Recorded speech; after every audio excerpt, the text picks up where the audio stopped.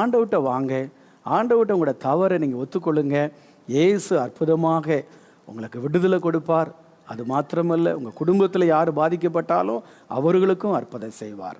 வேத புத்தகத்தில் நம்ம பார்க்குறோம், ஒரு கானானிய ஸ்திரீ, அவள் பிள்ளை பாதிக்கப்பட்டிருக்குது.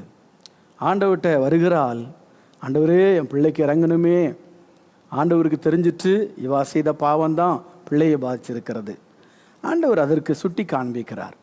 உடனே அவள் என்ன செய்கிறாள்? தன் குறையை ஒத்துக்கொள்ளுகிறாள். ஆண்டவரே, நான் நாய் தான் ஆண்டவரே, என் பிள்ளைக்கு இறங்குங்க.